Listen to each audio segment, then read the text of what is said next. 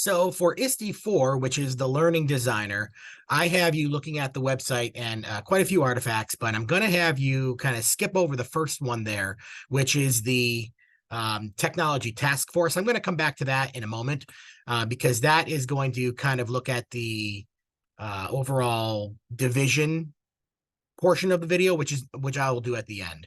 So I'm going to go ahead first into the artifact of the 4 to 99. So 4 to 99 was a program that I developed with my school counselor where students who received recognition from their homeroom teachers, K through 5, for going above and beyond, we would bring them to local retirement centers. There are 2 different retirement centers in our community that we thought this would be a great outreach program for the students to develop for substandard A, an authentic and active learning experience and deepen content mastery.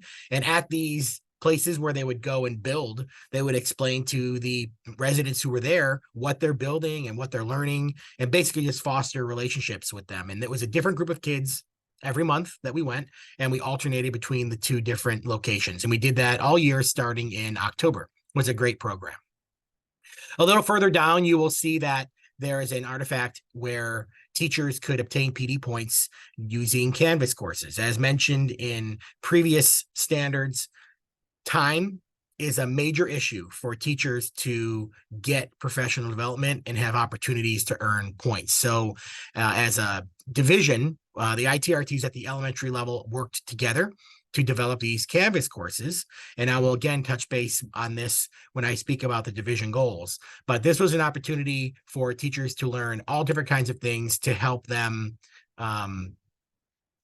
develop effective digital learning environments, which is what substandard D mentions. You'll also see an artifact there of a picture of students doing a maglev activity. That is short for magnetic levitation. It goes along with a story. And I had the librarian, I collaborated with the librarian to read the story with the students. And then once the story was read, I worked with them in library over a couple weeks span to design and build and test the vehicles that they make, which essentially are foam and cardboard and hot glue. And they have to measure it and build it and cut it to fit on a magnetic track. And that was a really fun activity. That is a good artifact to show the substandard substandard D and C, where they can design accessible and active learning environments to accommodate learner variability. There was really no right answer with the design of their vehicle or how it should look.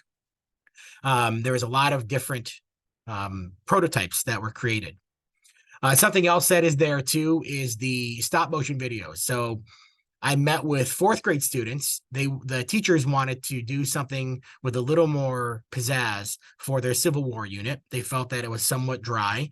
So I suggested that maybe we do a stop motion activity. So I worked with all the 4th grade classes, and they worked in teams of 4 or 5 students to create stop motion videos. We used iPads, and they took hundreds of pictures to put those pictures together to make a scene. Now, the video that I posted as an artifact has no audio, but what we did with these videos is once that the video was created and we knew how long the video was, I worked with students in that group to actually develop an audio track to go over it to explain what the battle is and what is happening. All the stop motion videos that we did were some kind of Civil War battle. Some of them were water-based battles, which is the artifact, and some of them were just land-based battles. But in all cases, they then expanded it and explained what was happening. And that was a great way to show substandard A and substandard B, and also substandard C. Finally, I also included the feedback form, which is something that I gave as a professional development provider. I wanted to get feedback from teachers on what would be best for a professional development day that would be coming up. And that's a great way to show substandard B, because I could then personalize professional development in the future based on what they need. Now, going into the division alignment, of this standard, I'm going to go back to that technology task force. So the first artifact that I included was the technology task force education tech plan that I sat in on in 2018. It's a 5-year plan, so it'll be renewing this year. But part of that educational plan, that educational technology plan, covers a lot of substandards in this section. This plan went over how to enhance learning experiences. It was also about how to provide support for professional learning with technology. Part of it was about creating a culture of change through innovative leadership practices. And the final portion was about how to make sure that our infrastructure and our network is secure, how to prevent us from phishing attacks, so on and so forth.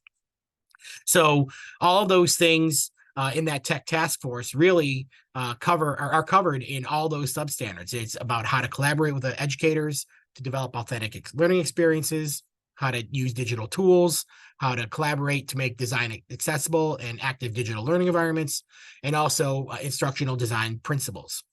Something else that I didn't provide as an artifact on this page as well is a feedback form that I got from teachers of a event that I did in October. Actually, I'm sorry, it was early November for a pumpkin rolling.